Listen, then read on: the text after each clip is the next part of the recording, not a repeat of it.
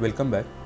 Today we are going to discuss very important topic, time domain analysis. Here we are going to discuss the performance analysis of second order system for unit step input function. Now by the time we had a lot of discussion of the effect of zeta and omega n on response of the system, but apart from that, the more specification indigenous to the underdamped case will be defined. These specifications are as follows. Okay, before going for these specifications, let us try to understand this plot.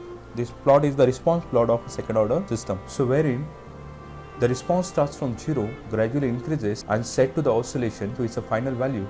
But ensure that the final value where the entire response is settling down is not exactly at a 1, but there is certain difference between a unity step function curve and the final value where the curve settle down. So that particular error is called as a steady state error. Means what? It is not settling down to 1 but somewhere a lower value. So actually the continuous dark line, you can see that horizontal, this is the desired steady state response, but somewhere the response is settling down at some different values. So that produces the steady state error. So similarly we are having certain other specifications. The first one, the rise time. Obviously, we are going to discuss this in detail later on. Before going for the next discussion, let us have a brief discussion for a bit of classification, just like in rise time. Here, the time required for the waveform to go from 0.1 to the final value of 0.9 of the final value. That means what? The time required to rise from 10% to the 90% of a final value is called as a rise time. So we are going to measure the rise time between 10% to the 90%. So that rise will be taken place within that time frame. This is called as a rise time and will be represented in TR. Second is the peak time. The peak time represented by TP, and this is nothing but the time required to reach the first time or the maximum peak. Here you can see that this first peak is observed, and the time at which the first peak is observed, that time itself is called as the peak time. Percentage of overshoot. Percentage of overshoot is nothing but the amount that the waveform overshoot the steady state or the final value at the peak time, and is expressed in terms of a percentage. Means what? By how much amount it has overshoot to this final value or the steady state value. Now in that case, if the system response settle down at some different value than the steady state response value, then we have to measure overshoot from this final value. Fourth is settling time. Settling time, TS, the time required for transient damp oscillations to reach and stay within the plus or minus 2% of steady state values. So you can see that you can create a band of plus or minus 2%. So at least we can accept that if the system response is settling down within some tolerance band, if the response reaches into that tolerance band, then we can say that the time at which it enters into the tolerance band and remains within that tolerance band, that time is called as settling time. Similarly, we got a 3 system response: overdamped, critically damped, underdamped. Overdamped system is more sluggish and no oscillation being observed. Critically damped is a little bit faster than the overdamped system and no oscillation being observed. But for the underdamped, though the response is very fast, but it's set up to the oscillations, and this oscillations keeps on continuing, and after some period of time it settles down to its final value. Now to define the performance of a second order system, we are using some specifications to describe that underdamped response. First is the rise time, settling time, decay ratio, time to the first peak. This is called as the peak time. Overshoot. Generally overshoot is being represented in percentage of overshoot, the period of oscillations. Okay. Let us try to understand the terminology being used to define the specification of second order response. So here the first terminology which is being used, the TR. The TR, as per a discussion, the TR is the time required to rise from 10% to the 90% of its final value. So you can measure the time between 10% to the 90%. In some cases we will measure for the 100%. Next is TP. TP is nothing but the time required to reach to the first peak. So it's the first peak. The time at which the first peak is observed is called as, or it is known as, a peak time. Then the moment at which the response enters into the tolerance band and remains within that tolerance band, the time at that moment is called as the settling time.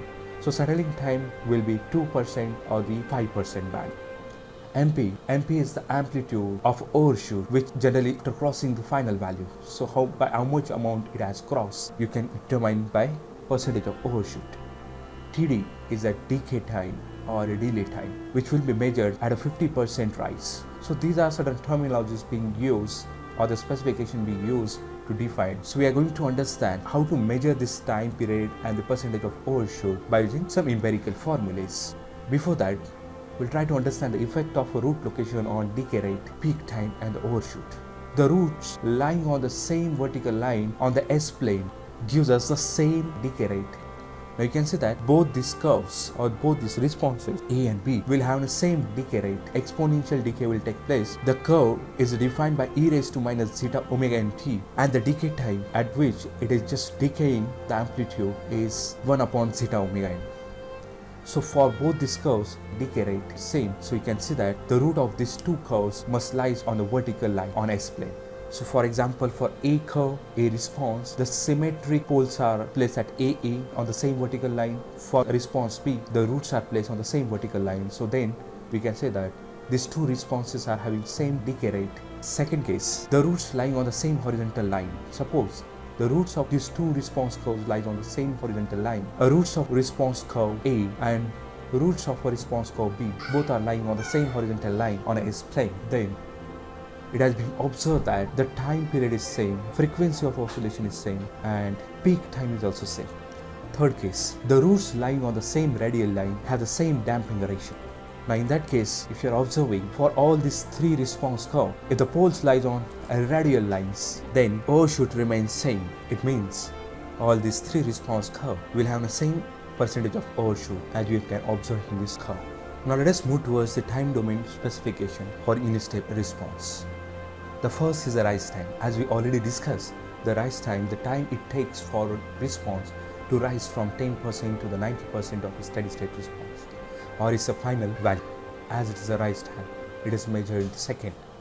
If you look at this diagram, the time required to rise from 10% to the 90% of a final value or a steady state value is measured as a rise time.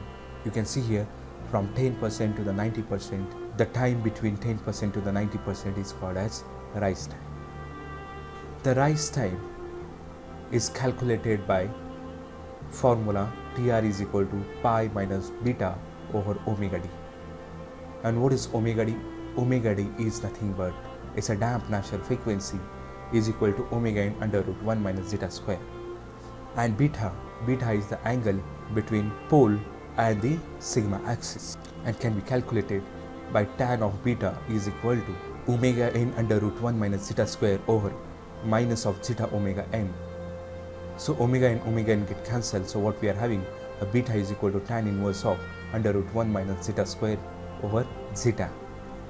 So if you substitute this beta value in this equation and omega d value in this equation, you will get approximate rise time for given response. The beta can be also calculated by taking cos of beta is equal to zeta, then beta is equal to cos inverse of a zeta value. Similarly, you can take a sine function or the tan function. So where beta is the phase angle in a radian. So suppose the beta is available in the degree, you have to convert into radian and substitute, because beta comes alone here without having any trigonometric function. Then we have to consider this beta value as an angle in a radian. Omega d is a damped natural frequency which we are measuring in radian per second. Omega n is the undamped natural frequency, radian per second, and zeta is the damping factor or the damping ratio. It's very important again to understand rise time of any response curve should be very less. Now in order to decrease the rise time is dependent on the omega d, and omega d is nothing but omega n under root 1 minus zeta square. So rise time is dependent on the damped natural frequency omega d. So if I have to decrease the rise time, we have to increase the damped natural frequency, then we can easily decrease the rise time. So governing parameter to decrease the rise time is omega d, damped natural frequency. So to control that damped natural frequency, either you have to control the natural frequency or the zeta value. Next is the maximum overshoot. The maximum overshoot MP, generally it is represented in the percentage of overshoot. The amount by which it is overshoot to the final value or steady state value, that value is called as the maximum overshoot, and generally it is taken for the first peak. Let us assume that the final value or the steady state value at t is equal to infinity. That means that the final value or the steady state value remains constant, and the value of a first peak will be yt. Then we can represent the percentage of overshoot by this formula. Percentage of overshoot is nothing but the maximum amplitude minus final value, or the final value into 100 gives us the maximum percentage of overshoot. Or percentage of overshoot is equal to e raised to minus pi zeta over under root 1 minus zeta square into 100. Now it is very important to understand to decrease the percentage of overshoot, which is depend on the zeta value. We had to increase the zeta value or a damping factor to decrease percentage of overshoot. Already we had a discussion in the previous session. Decrease the overshoot means what? We have to decrease the amplitude over here, and the amplitude can be decreased by increasing the zeta value or the damping factor. So damping factor governs the percentage of overshoot. Next is a peak time.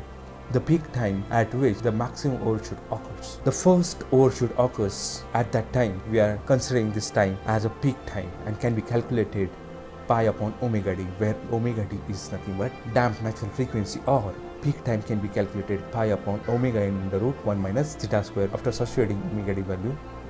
To decrease the peak time, we have to increase the omega d value or damped natural frequency. Next is the settling time. Settling time, the time after which yt remains within 2% or 5% of its final value. So within that tolerance band of 2% to 5% of a final value, the moment at which it enters into that band and remains within that time is called as a settling time. You can observe that the response curve is entering into the band and remains within that band. We are going to calculate for 2% criteria or 5% criteria. So let us assume that for a 2% criteria, the settling time can be calculated approximately 4 upon zeta omega n. For 5% criteria, settling time can be calculated 3 upon zeta omega. Now, to decrease the settling time, the governing parameter is zeta and omega n. So to decrease the settling time, we have to increase the zeta into omega n. This parameter we have to increase. That is the denominator parameter. Next is the decay time, which is also called as a delay time. The delay time is the time needed to reach the half of its final value. Time required by this curve to reach it to its 50% of a ride to its final is called as delay time. So here you can measure the delay time. The time required to reach to the 50% of its final value is a delay time. It can be calculated 1 plus 0.7 zeta over omega n. Steady state error. Let us assume that the input function is a unit step function and will be represented by a constant value horizontal line. It's a continuous horizontal line gives us a desired steady state response. But the response curve does not settle down to its desired steady state response, but some lesser value to the steady state response. Then it produces the steady state error. But it is not settling down to the desired steady state response, and that produces the steady state error here. Next, to calculate the number of oscillations, the number of oscillations is equal to the settling time over the periodic time. Now these are the specifications that is required to analyze the performance of system for unit step input function. In the next class, we'll discuss some numerical based on this. Thank you.